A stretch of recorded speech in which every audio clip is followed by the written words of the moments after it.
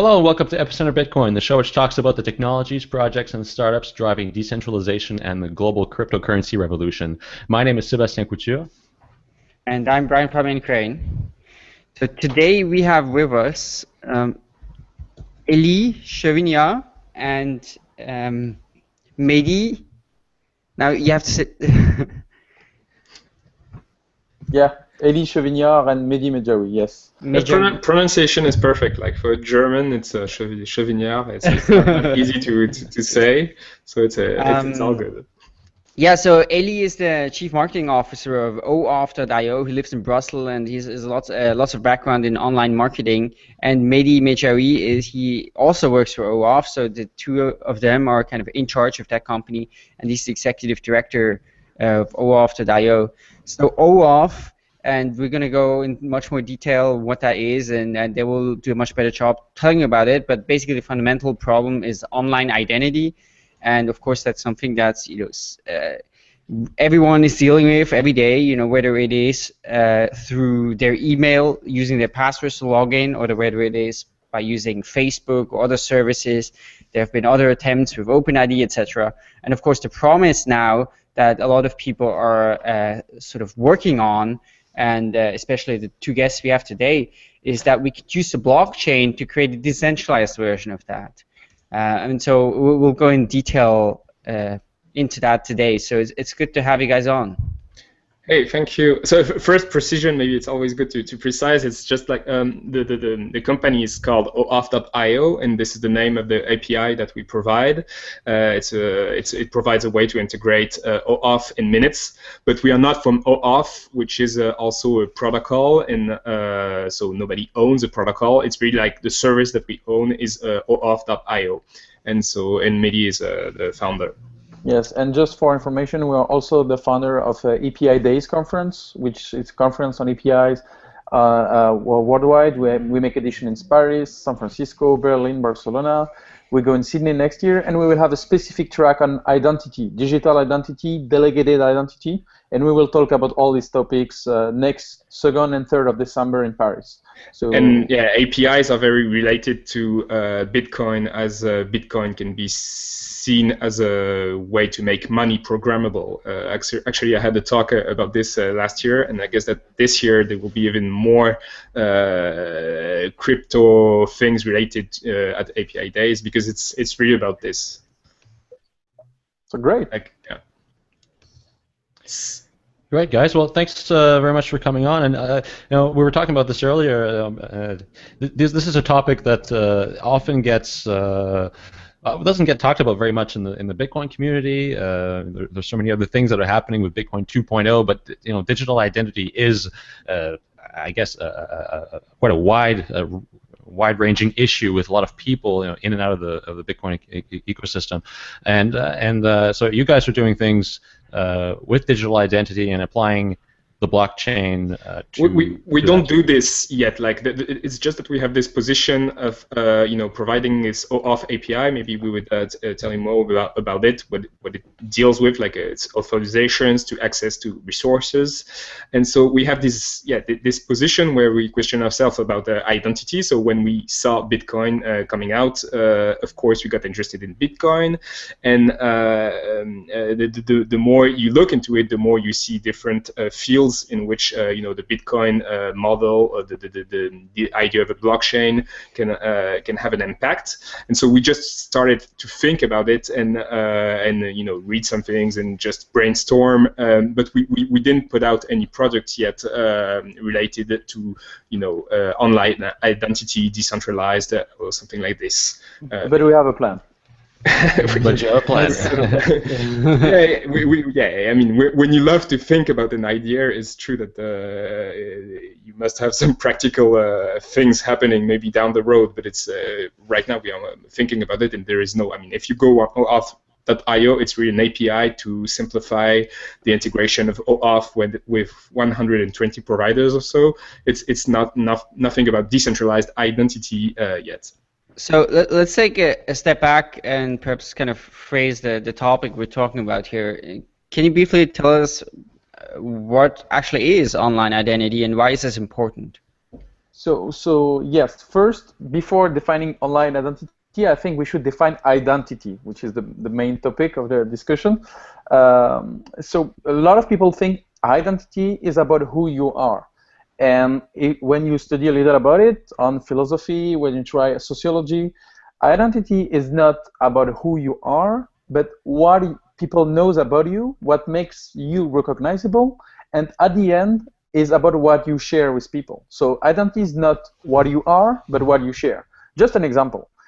Just imagine you go buy some shoes in a shoemaker shop, for example, and you come into the shop, and the seller will just ask you, okay, hello, what is your size and what the color you like, and this is the data that you will share. Oh, my size is 11.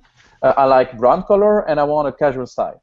So he doesn't need to know your name. He doesn't need to know your address. He doesn't need to know so many information. So for him, your identity will be exactly the information you share with him. So he will just see you as a buyer that loves brown color, that size 11, and probably that has a payment that he's able to pay, and probably Bitcoin soon. But just so identity is about what you share. If you have friends, you will share more than that. You will share your first name, I hope.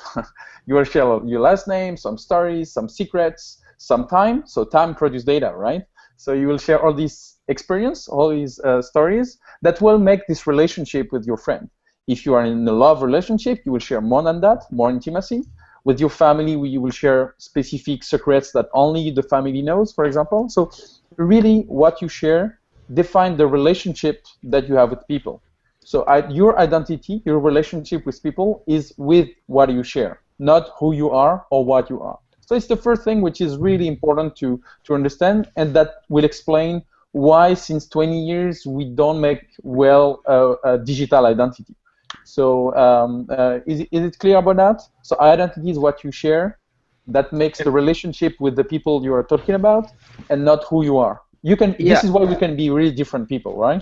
And maybe you can see this trend in when you look at Facebook that allows you to have different lists, and you share different things with different people because you don't have the same identity with these different people.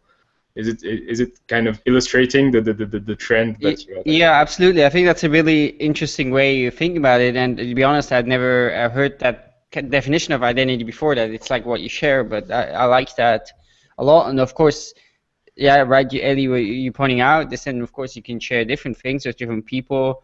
And right in Bitcoin, we often talk about there's the founders, Satoshi, the guy who came up with it, Satoshi Nakamoto. He of course has an online identity, but then he has a very different identity, presumably with his family and his neighbors, etc. So yes, so we are the same intrinsically person, but we are different with the people we're talking about. And if we want to stay stronger, we will with other people, for example, in a subway, we will not share data, right? We will just share maybe a hello or something. But yes, and the more deeper relationship we want to have, the more data we share. And this is really important. And it comes from digital identity right now. Because on digital identity, you have really different layers. You can be anonymous, so you just browse the web.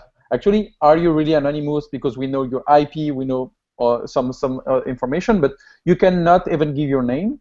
You can be pseudonymous, so you just give a name that doesn't represent you. We cannot recognize you with this name, but every time you will use this name, we know it's the same people. Like a Bitcoin address is a good example. Yeah, I guess. For example, like a Bitcoin address. You can be self-asserted, so you say, I am this person. So, and people, you will browse the web and register to website with an identity you say you have. Then, if you go deeper, you can be socially verified. So, for example, your Facebook identity today is socially verified because we ask 200, 800 friends to say, okay, this is the right person. I know him. This is a real name and thing. This is socially verified, and all this delegated identity that we have today. With this connects and social login is about that. And then you have the verified identity. So you decide the trust organization that will be the thing that will verify. But let's say, for example, a government with a passport, with an ID, a driver license. This is a verified identity, which is owned by someone that everybody trusts. Let's say, for example, a government, but it can be It plays the role of a central authority, I would say. Just like a bank that you trust in a transaction, you would have this kind of central authority to provide what we would call a verified identity. And so this is the whole layer of identity you have on the web, from anonymous, pseudonymous, self-asserted, socially verified, and at the end completely verified. And today, application developers, websites have to manage all this layer of identity with their users and globally on the web. So you were saying before that it has not been possible, or it's been very difficult to create an online identity, a digital online identity in the last 20 years, I think you mentioned. Why is that? So today, all the web has been based on. So the most important thing about identity is what you share, what people know about you. For online identity, we don't see people face to face, right? So we need to have something that makes you recognizable at every time. What makes you recognizable is something you can be, only you. Something only you own, for example, an object or something only you can own, something only you can do if you have a specific skills. We say, okay, it's only you, or something only you can know. And from these all four things, the most simple was about only you can know, and we decided to use passwords because you have one wonderful technology, which is a brain, which is the most advanced technology worldwide, and you have it everywhere with you. So I will not make any comments on that, but probably you have it anywhere you go. So with something only you can know, let's say, which is stored in your brain, you would be able to be recognizable anywhere on the web. This is why we decided to use passwords. But passwords can't scale with the number of services that we have. Just an example, today an average web user is registered on more than 400 websites and applications. So 400, it makes 400 login and passwords you have to remember. So if for security you have a different password every time, it's impossible to remember 400 passwords. Well, of course, there's LastPass and things like that, no? Yeah, I was going to say that as well. I think that we have services that, and companies are trying to develop services like that. You know, like you have Apple Keychain. You'll get to it, but they don't seem organic. You know, they seem like they're trying to put a Band-Aid on a problem. Yeah, I think that's well put.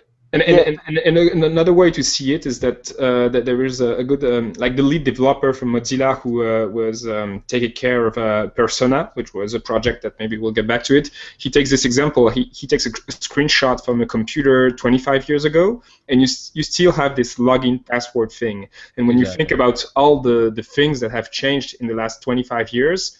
I mean, you look at Gmail today, it's still this login password thing. So how come that nothing happened? Something must happen. And so, yeah, LastPass, etc. You have Dashlane are a kind of a solution, but it's still very cumbersome. I guess that we'll get back to it. But it's really we need to have some sort of a reform of online identity, because this is one of those things, like you said, you know, 25 years ago we had exactly the same login system. You know, that may have evolved in a way that is now a bit more streamlined and such, but I think for most people using a service like LastPass or 1Password or what have you, it's not something that they'll do by themselves, or you know, that most people don't even know about it, right? As Mehdi mentioned, it's the number of services that you use. Maybe in the 90s it was 2, 3, then 5. Today it's maybe 100. I don't know, because each time you go on the website, each time you look to an application, you need a new password or a new login. So one of the solutions that was proposed is the social login, I guess. But this causes other problems because you need to have identity providers. So these are Facebook, Google, and they just build a kind of monopoly in centralized identity, and it can be very dangerous because you don't own it anymore. Not being concrete, but in general, when you think about Facebook, It's okay how they distribute your identity. They make some nice moves, like, you know, when I was talking about the friends, you can share certain things, not everything. With applications, you choose what you want to share. Is the application allowed to post on your wall, things like this. But at the end, even when they, and we'll get back to it probably, even when they introduced the anonymous login, Facebook still has all the data behind, and Facebook still knows everything about you. And they are not even able to tell you everything that they know about you, and you are not able to have this information. And this can be very dangerous, of course, because they take all the value from this data, and you are just, you know, they are just harnessing your data, and you don't get anything about, from it, and you don't know. Well, yeah, well, you don't own your identity anymore, and you don't really have this control. I mean, the control that you have is just a kind of illusion, I guess. So yeah, and let's not forget some of the dangers associated to centralized online identity. You know, as you said, Elie, you don't own that, because if you use a centralized ID service, an open ID service such as, you know, Google login or Facebook login or what have you, you don't own that email address, you don't own that Facebook account, you don't own that Hotmail address. If Gmail shuts down, what they probably won't, but you know, you lose that ability to have that identity with whatever services they're using. And on top of that, I would like to say that's particularly vulnerable for identity theft, because if anybody gets a hold of one email address or one Facebook account or whatever, they now have access to all the services that you're using to identify yourself. That's why they work a lot on the security. And the other side of the coin, I would say, is also, imagine that you are an application and that you want to log in some users. Okay, so you're gonna use Facebook login, because otherwise people just, you know, dump the thing and abandon. So you use this, and let's say you are a Facebook competitor somehow or anything like this, they can shut down at any point the Facebook login for your app and decide that you don't respect the terms of use. So it doesn't impact only the users. It also impacts the whole ecosystem of applications. So two small examples, that everyday's example. So for example, is identity is about what you share? Just an example with friends, right? So you have someone who is your friend, you share a lot of data, but just imagine, okay, you don't want to be friend anymore with this person. So he doesn't own the data that you shared with you. Everybody owns a copy of it. He owns a copy. You own a copy. As long as the relationship was alive. Then when the relationship is over, he just doesn't have any updates from you. But he keeps a copy of the past data, you keep a copy of the past data of the relationship, but you keep your updates about the data. Today, with a delegate identity like Facebook or Google, they own the data only themselves. As a user, you don't own a copy of the data, and actually you should. It's the relationship, right? If it's a fair relationship, everybody owns a copy of it, like every relationship in life, and we should have the same thing. But you can, no? I mean, you can make a request. Yes. So I guess nobody does, but it's possible. Nobody does. But it's not built in. I guess what Mehdi okay. The different things, I guess, that I already tried. I did all the things, and I never received anything. So you can like download some basic information, your wall, things like this, and they send you a package. But like all the information that they logged about you, and this goes like even if you start to comment, you start to type a comment with your keyboard and you erase it, they just log this. Also metadata, right? Yeah, everything. Like you cannot. There is no way to have all the data that they have. So it's and even they give you this in a kind of a raw format. But what you should be able to export this data in a developer-friendly, application-friendly format to go in another social network, to go in another service with this data. Just an example with, because with the Internet of Things, it will be really, really pushed in a really tense way. Just an example, like Fitbit, like a data tracker, for example. Of course. Yeah. So you have it, if you have it for 1-2 years, and then you want to change the object, so you want to change the thing, right? You doesn't want to change the value. You doesn't want to change the application, the user, the value proposition. You just want to change the hardware that makes it. And if you change the Fitbit to a Jawbone today, you are not able to export your 2 years history of data with Fitbit to a Jawbone, because Fitbit will not allow you to export it to Jawbone directly. Jawbone will not be able to make a Fitbit connect for politic reasons. They will not allow you that. So with the Internet of Things, it will be harder.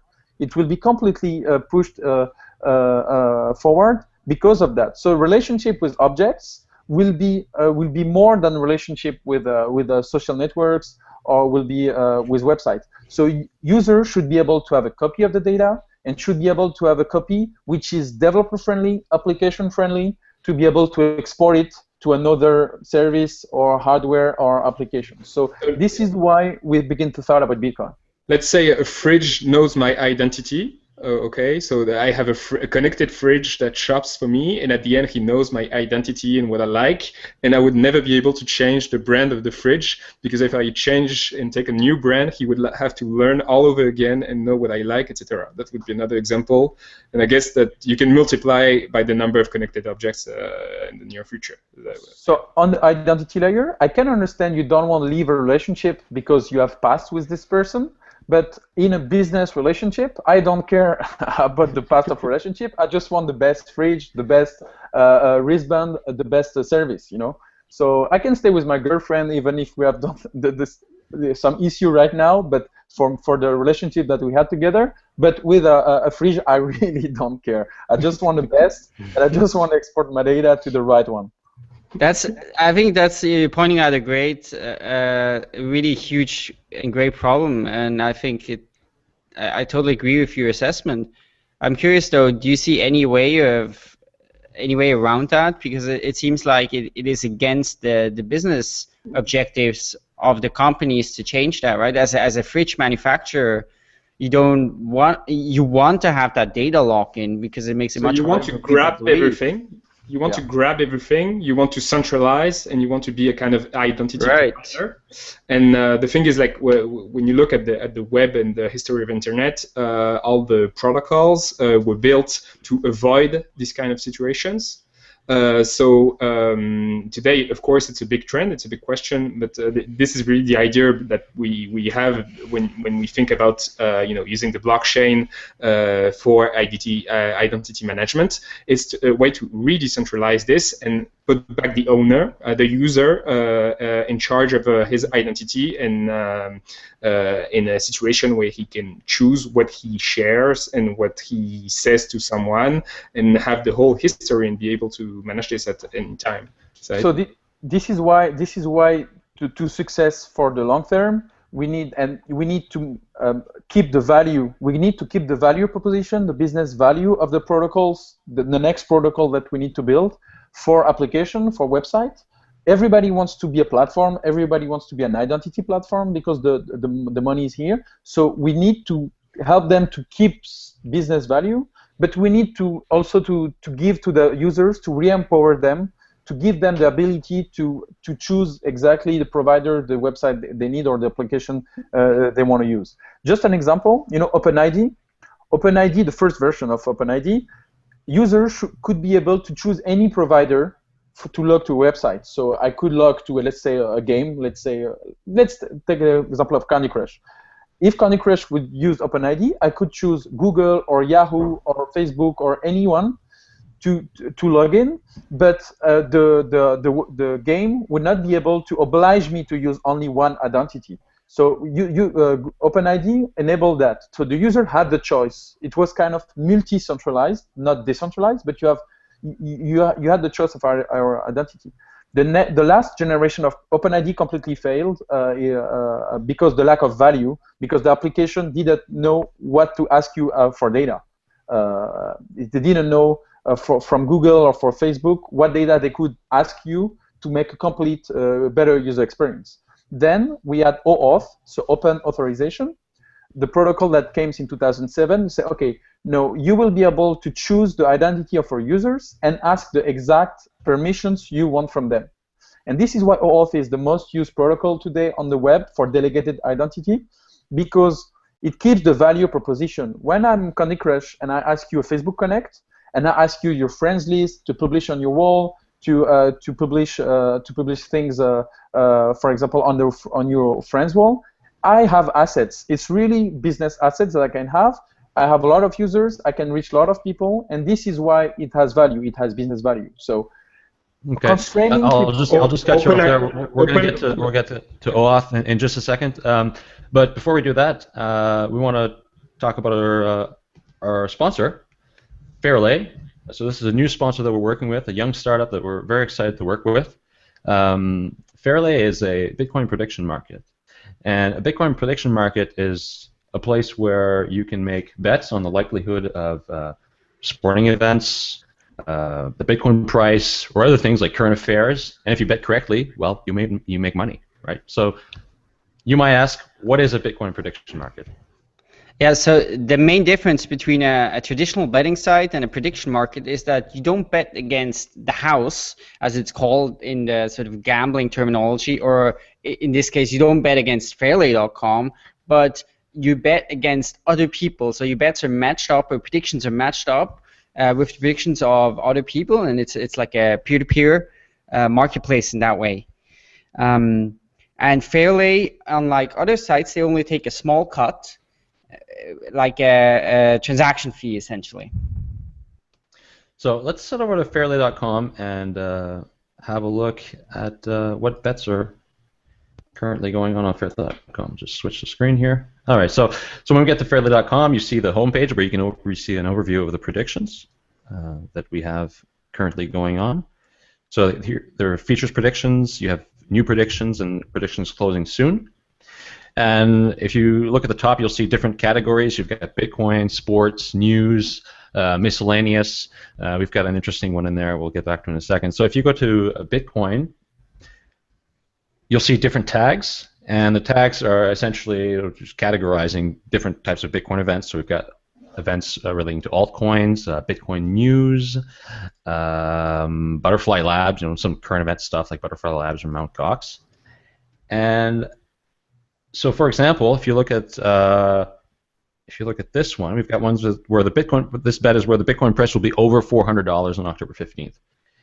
And if we look at that, we've got 24% of people saying yes, 78% of people saying no. There's 40 predictions total with 323 millibits bet and a week to go. So, Brian, do you think that the Bitcoin price will be over $400 on October 15th? Well, as someone who I wrote a blog post in January and with my predictions for 2014, and one of them was that the Bitcoin price was going to be at $5,000 by the end of the year. So obviously, I would have to say yes, it will be. And how much would you bet? How much would you bet that the Bitcoin price will be over $400 on October 15th today, Brian? Good question. I mean, so it kind of depends on the odds, of course, that the site gives you. So what are the current odds? I think it's about 4. So essentially that means that if I bet 1 millibitcoin on that, it happens, then you get 4 more. So it of course depends on what do I think is the probability of that event happening. So if I think it's higher than 25%, then I should bet that. And I think there's perhaps a reasonable chance to do that. So I wouldn't bet the house on it, but I think it's a decent bet to make. What do you guys think? Mehdi loves to play, I think, in casinos. So maybe he. Yeah, I'm a gambler. I think Elie will become the new favorite client of Fairlay.com. Is that what you're saying? Maybe on my side, I don't gamble that much. I played during the crisis. I made a bit of money and then lost and then made money, and it takes so much time that I prefer to just have some bitcoins and forget about them, and that's it. So yes, I'm more a gambler. That's it. I'm a poker player, so I'm more a gambler, and so I would say yes. When people will know what we want to do about Bitcoin and identity, the value will raise, and we will. So that's very interesting. Perhaps we can come back to that later. It's an insider market, right? Yeah. Yeah, but then we could have some problems, with the SEC, etc. So it could be. No, insider information can be a problem, with the law. Sure. So if we go back to Fairlay, so if you look at that prediction, you can place your prediction. You can set the odds. Now, if you're doing this for the first time, and by the way, you don't need an account to bet. You can do it without an account. You can do it as a guest. But if you're doing this for the first time, I definitely recommend that you use the advanced form. So if you click down here, advanced form, there's a help me button, and that'll walk you through step by step. Placing this bet. So how likely is this event? You've got a nice little slider there where you can actually set the odds and how many bitcoins you'd like to bet on that, and then whether or not you bet yes or no. And so it's a bit more user-friendly, I guess, using the advanced form. It seems very intuitive. Like, yeah, my grandmother could start playing with bitcoins. Yeah, definitely. So just for fun, we placed a bet. So if you go in miscellaneous, and you'll see there. Oh, it's still there. Yes, oh, it's over. It's over. So we had placed the bet on whether or not. Sorry?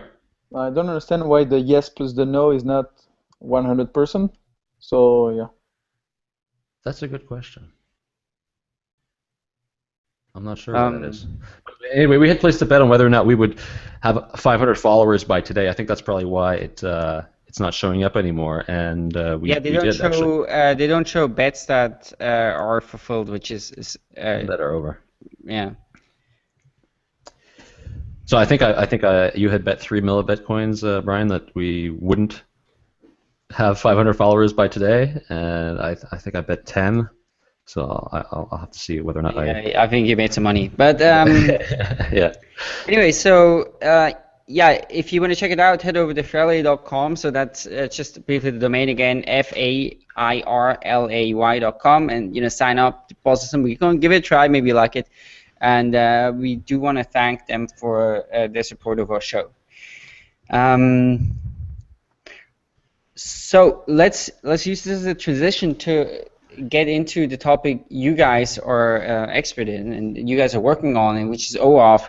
So can you explain how OAuth fits into that whole picture of online identity and the problems with online identity? Just because we evoked OpenID and OAuth, and so there were different versions of OpenID. But I guess one of the important things to understand is that OpenID is about authentication. So this is what Mehdi was talking about, like. Yeah, you would with OpenID you are able to say, okay, this is Sébastien Couture, blah blah blah. This is him, but you are not able to deal with authorizations, and this is what OAuth is about. OAuth is able to give authorizations and access to other resources, and so OpenID launched a new version of the protocol earlier this year, which is called OpenID Connect, but and that manages this kind of authorizations and is built a bit on OAuth, but it arrived too late. I don't know if Mehdi you want to complete what I'm saying, but it's just to really explain the separation, like the OpenID and OAuth, and one is about authentication, and the other about authorizations. Yes, so authentication is about verifying who you are. So it's identification plus something secret, like a password. So this you have authentication, but then you have authorization, which is authentication plus the authorization, the permissions you want to allow to someone. So authorization is a deeper relationship. And that makes more value for applications and more user experience for the users. So by giving the permission I want, the application can build on top of my permissions and make me a complete user experience that is better for me. So, and this is why OAuth, which now powers Facebook, Google, Salesforce. A very good example. I mean, for people who maybe don't know about OAuth, if they are more into Bitcoin or whatever, it's really like the Facebook application that pops up and say, can I access to your list of friends? Can I post on your wall? And by posting on the wall, it will provide a functionality that is fun through a game or something like this. All these authorizations are managed by the OAuth standard. But Gmail, for example, can ask your contacts. For example, Salesforce can have your business leads and business contact, for example. So it's all about sharing, and this is where the value. If you share only your name, just concrete example, but your name, not everybody needs your name. Your shoemaker doesn't need your name. So having the name only as authorization, as authentication, is not enough for providing value for everybody. And if we want to keep the protocol adapted, we need to provide value for everybody, people that will implement it, applications, and people that will use it as the users. So yeah. So OAuth bring permissions. So a deeper relationship for digital identity. And this is what it used today. But OAuth enables, as Elie said, identity hubs. On a technical level, OAuth is kind of broken. A lot of people made their own implementation and nobody followed the standard. So this is what our product is solving on a technical thing. But even on a business level, it makes these identity platforms, and which is bad for the open web and for the long term. So the web is decentralized, and we need to have a decentralized identity. And this is why Bitcoin is here, because with OAuth, it is Facebook, it is Google, it is Salesforce, which is the identity provider, the entity where everybody will delegate the identity to. And you have to depend on them. Like if you are a developer, you have to depend more and more on Google and on Facebook. I mean, it's maybe just to illustrate like this story to show that the evolution, how Facebook became an identity provider and how it's going to get even worse in the future, is that remember like when they were born at the beginning, you needed an address at a famous US or university. Only if you had an email address at harvard.edu, you could get a Facebook account because it was reserved to the top universities. So Facebook was like kind of verifying your identity to allow you to connect to Facebook. Today it's the other way around. Facebook is becoming more and more the service that you need to connect to some services, and you start to see a lot of applications that force you to have Facebook, and maybe if you click on a little link, you'll be able to open an account with your email address and password. But more and more, they are forcing you to use Facebook, and this is very bad for the reasons that we evoked just a few minutes ago. And even for the app developers, because depending on the competitor can be very dangerous. And so it's kind of illustrating. Like you can see Facebook becoming more and more an identity provider, and at some point it could be even, the government to provide the verified identities that Mehdi was talking about also earlier.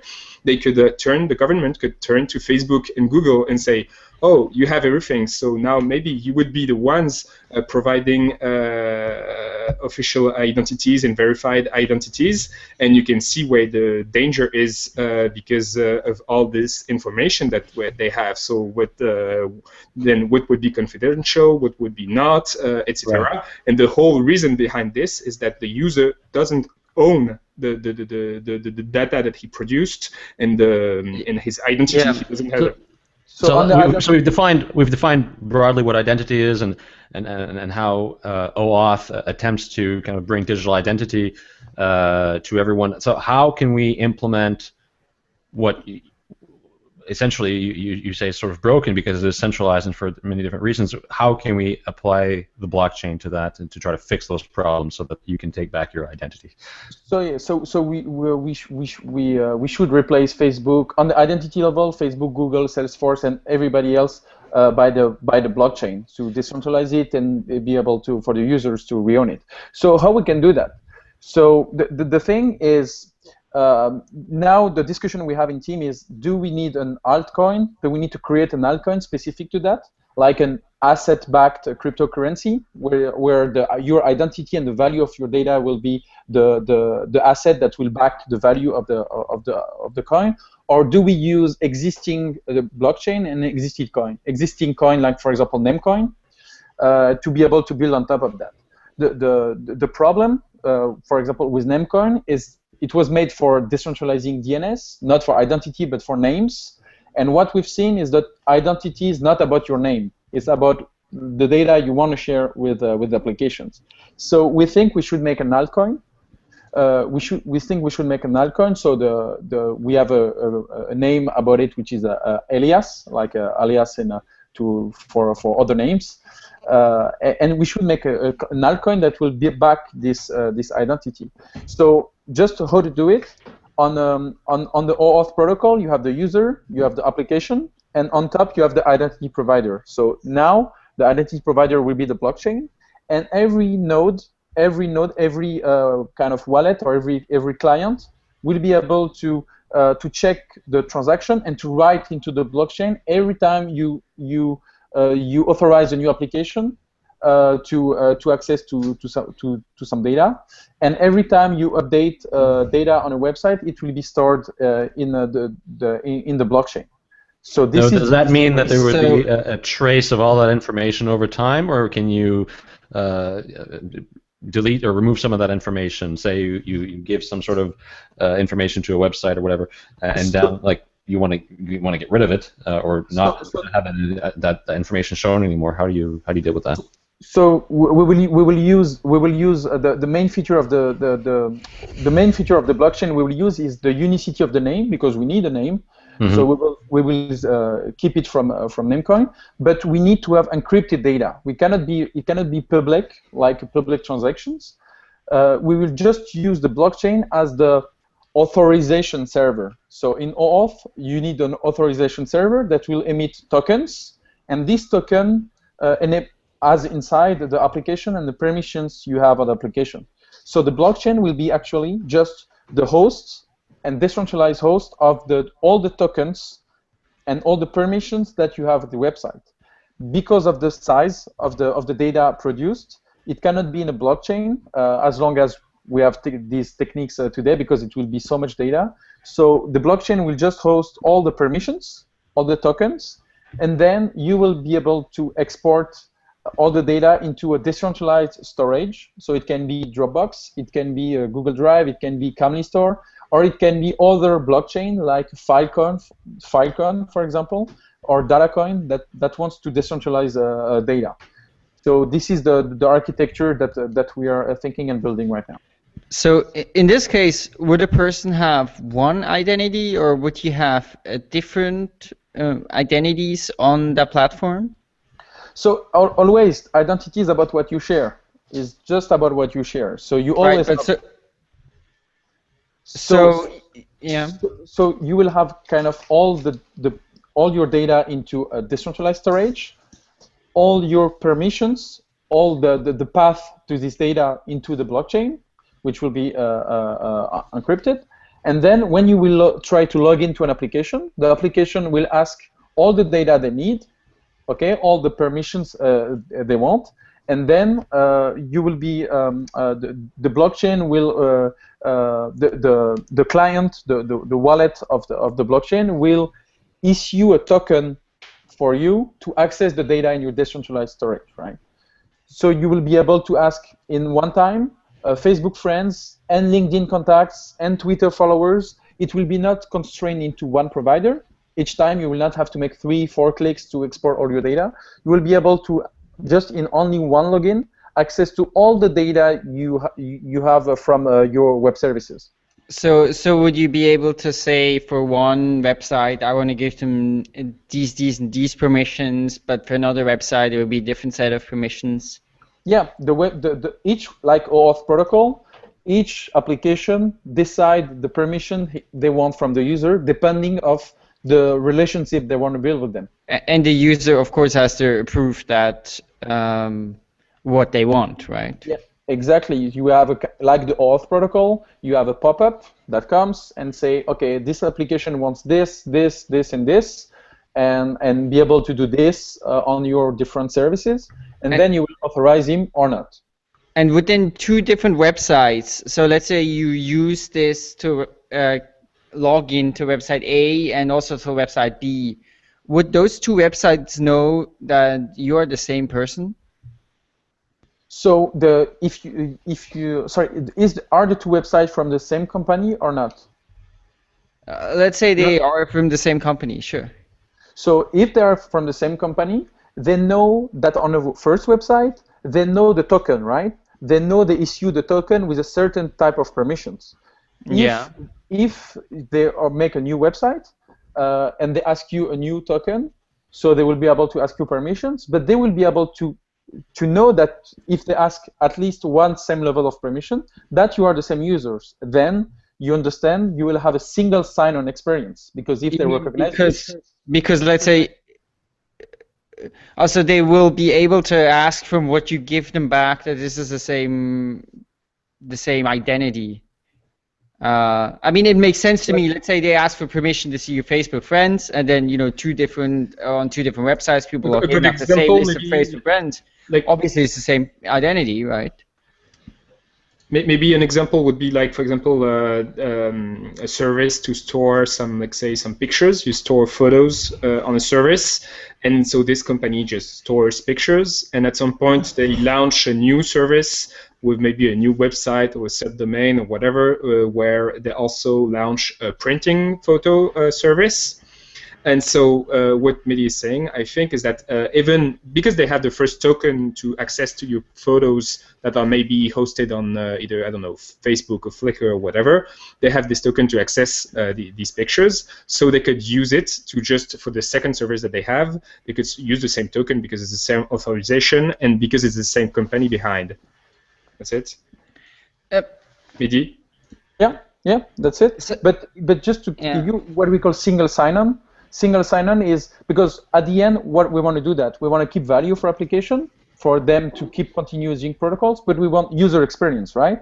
So as long as a user, you will have all your login, which will be signed by your private key. So you will have a better user experience because you will be kind of a single sign-on on the web, on all the websites that they've implemented protocol. You will not have to type passwords. You will be directly logged depending on the website.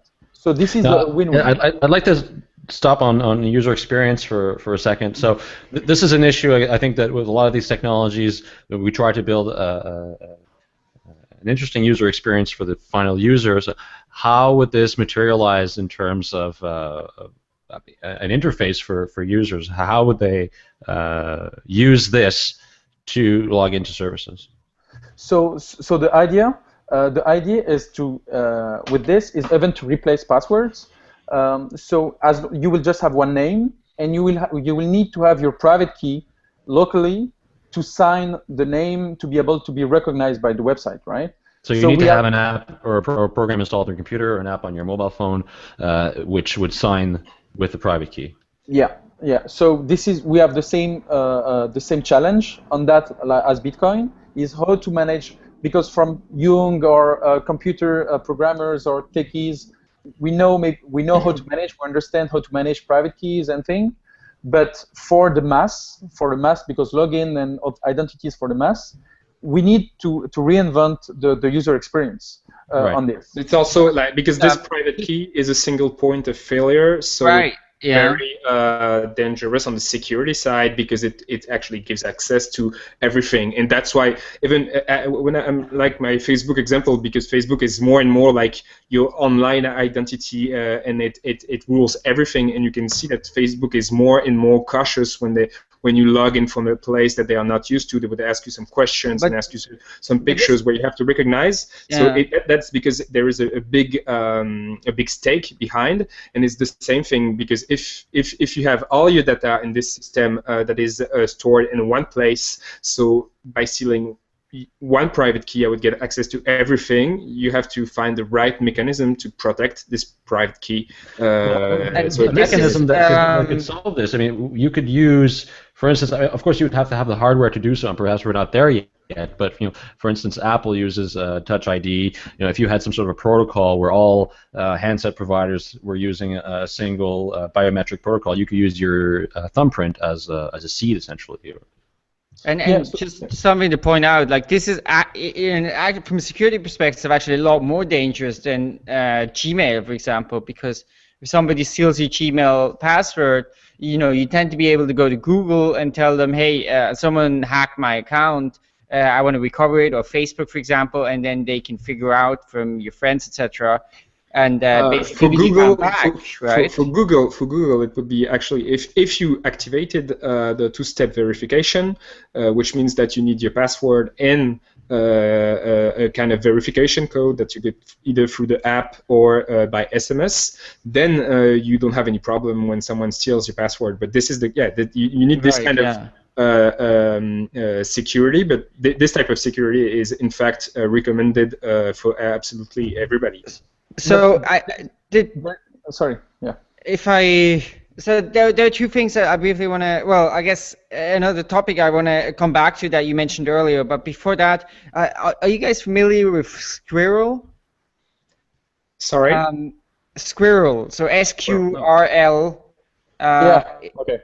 It is extremely similar, I think, from the architecture. It is essentially also a protocol proposed by the Security Now guy, Steve Gibson, on how to do online identity, and it works. It's very, very similar with having a private, sort of a master private seed, and. So yes, there's Squirrel, but you can also see, for example, OneName or Coinbase. You know, OneName. Yeah. OneName.io is just want to be a wallet for identity, but they don't store the private key. They say to you, okay, log into Dropbox or Google Drive, store the private key yourself. Or Coinbase, they say, no, we store the private key for you. So we are now a bank of identity, and we are the trusted providers. So I think we should have different possibilities to let the users, okay, do you know what is a private key? Do you know it's really important? Do you want to print it to store it in a really safe place? Okay, you can do that because you know what you are doing. If you don't know, you can trust us. But at any time, you have the right to own it. So one design doesn't fit all about security and about identity, and we need to have this multiple possibilities for users to know how they want to secure things, right? I guess the challenges are the same as just with Bitcoin wallets in general. Is that you know, how do we secure things when we're so used to having these central authorities that have all the security infrastructure and stuff, which is very it's for an individual user to have. What I find very interesting also behind this is it's like, you know, a lot of, at the beginning of Bitcoin, you had a lot of people saying, oh, Bitcoin is going to be great because you get back in power and there won't be any intermediaries, any gateways to access money. So like you won't need banks, etc. And today we see that, for example, we have Coinbase, and that if my mother wants to use Bitcoin, and if we want to use Bitcoin every day to buy some bread or anything in French, buy some bread, in a convenient way, we will need some kind of gateways that play the intermediary, and this is what Coinbase does actually, is that they secure your wallet and take care of this two-step verification. For example, they would force you to have this two-step verification. They'd force you to have receive an SMS and have your password. And so it's exactly the same problematic when you get to the identity space, I guess. So, Mehdi, I think you in the beginning touched on the whole business aspect of this, that, you know, there is a lot of money behind actually being in control of the identity. There's a lot of lock-in. Of course, it's hard to leave Facebook if, you know, you need Facebook to log into all those websites, because, you know, that. So do you think this actually has a chance, or do you think that just the pressures against it and the whole economics speak against this? Yeah, you have many problems. Many problems. The first problem, business-wise, is that you need people to store information in the blockchain, so that some developers would just start using this kind of authentication scheme. You see what I mean? Like if you don't, if nobody stored any information, nobody is gonna build an app that would say, oh, I'm going to accept this alias protocol or whatever, because absolutely nobody is using, no user will be using it. But that's the kind of classic chicken egg problem. You need some users and you need some app developers on the other side. So there are many possibilities. I mean, we kind of thinking about it. When you look at OneName, which OneName is really doing this kind of thing, I thought about it because, for example, when you look at your own newsletter, like the Epicenter newsletter that you send. You know, at the beginning there is like you can donate, and there is this ugly string that is your Bitcoin address. Okay, Yeah. so one name started. True, like yeah. what they say. If you go on the website onename.io, they say we would give you a decent Bitcoin name that people could use, and you can say, like, for example, you would choose Epicenter as a username, and this would be your Bitcoin address, and they would create the right address behind and make sure that the money gets to the Bitcoin address. But you would have a fancy address like this. So this is a kind of a smart way to start building a user base, and it's very limited. They're not gonna stay here, but it's the kind of you need to find some tricks to get some users to, even if it's a very limited use, to start to get and log some information on the blockchain. Right now, on their side, they are like using Namecoin, and but there is no magical solution, and you can just feel the necessity to do it, but there is no clear path of how to get there yet. So just one thing, let's think big. Let's think big, guys. Let's think really big. So just imagine we have this altcoin alias which is backed by your identity. So application will see value, because if application are able to retrieve data that they were not able to retrieve before, because terms of conditions of Facebook, Google didn't allow that. So they will jump into the protocol, right? On the user side, if users re-empower themselves by being able to re-export the data from Facebook, Google into a decentralized place and to be able to be exported anywhere, so there is an incentive with that. But let's imagine we pre-mine the coins, let's say 5%, to retribute the users to log in with the protocols or application to begin to use it, right? So we say every 5% of all the chain will be rewarded for not only the miners but the users of the protocol and the applications. So we would be able to create an economy, and that replace. So every time you will log, you will share data, you will have money because it's your data, right? And each time the application will log you, he will write into the blockchain, and he will be able to retrieve money, right? So is it just how advertisement works today, but replaced by just relationship and sharing data for a trusted relationship? This is exactly how advertisement work. You give them data about you, so they give you advertisement, and they break your user experience. We would be able to have this consistent user experience. You share the data you wanted to share. They log you with the data they wanted to ask you. They earn enough money or incentive to do that. We have an internet. We found a business model for internet, guys. Well, let's briefly talk about where are you guys at? Can we expect? I mean, you're working on this in some stage at least, right? But yeah. And you mentioned, like, some other projects like onename.io that are trying to do something related. NameID as well worked on this idea. So are you guys? Do you think you guys are gonna have a beta product at some point in the near future, or is it a project are you looking for collaborators to work to join you guys now, or funding? We're looking for collaborators. I reached the OneName guys 2 weeks ago, and I think they share the same vision of the space. We need to be many people. Not only one startup can do that, in my opinion. So yes, so we need collaborators. Everything is invited to work on that. Each API Days conference, we will talk about that. But there is also technical challenges, right? The writing to the blockchain. So now with Bitcoin, it's 10 minutes each block. For identity and login, it's too slow. Yeah, it's too slow. It has to be shorter. Maybe like Litecoin, like 2 minutes, 2 minutes and a half. Dogecoin you can use. Yeah, for example. So we need to have shorter thing, but it also implies security issues.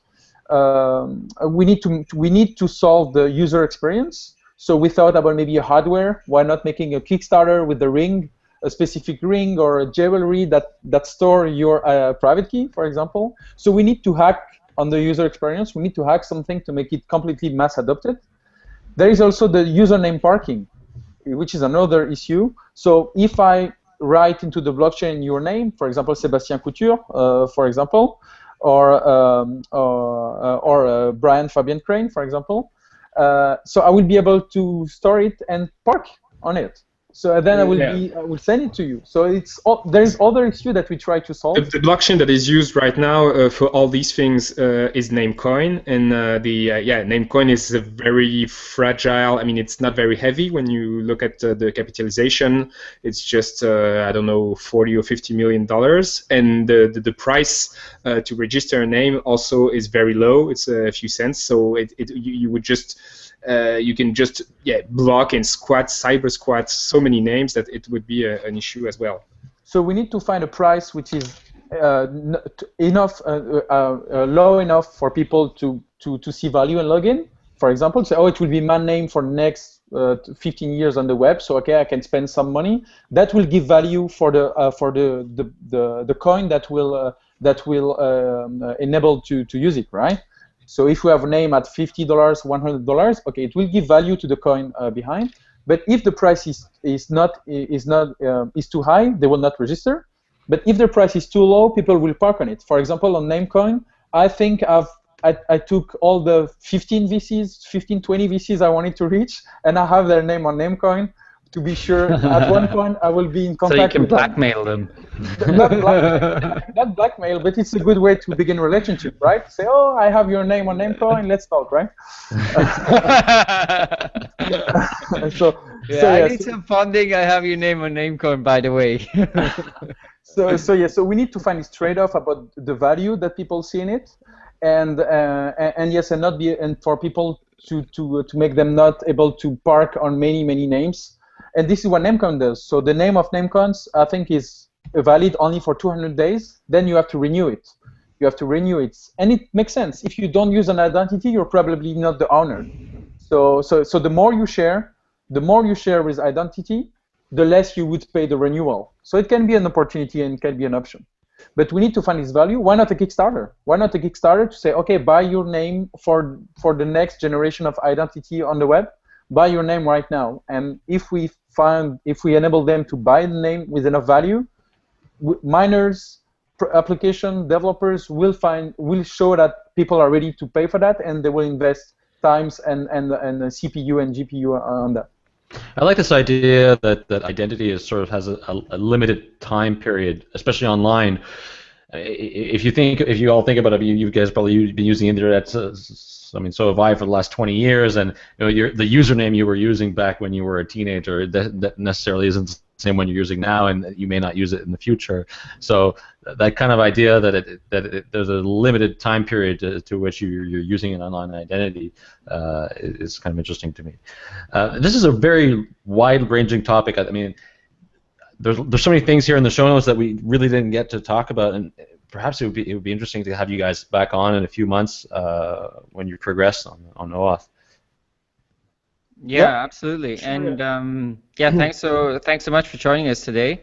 I think you need to come as well at the API Days Paris.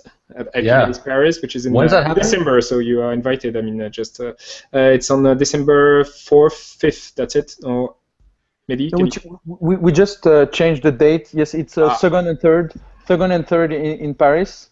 We have to have a bigger room and better room because of the success of the on the sponsor side and from the registration. So we will have a bigger room. Yes, it will be in center of Paris, and we will talk about APIs, identity, and Bitcoins too.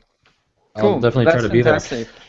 One thing I want to mention before we wrap up. So speaking of conferences, two things. So as I spoke about earlier, the Euro Bitcoin conference, which was supposed to happen on October 8th, is actually been postponed.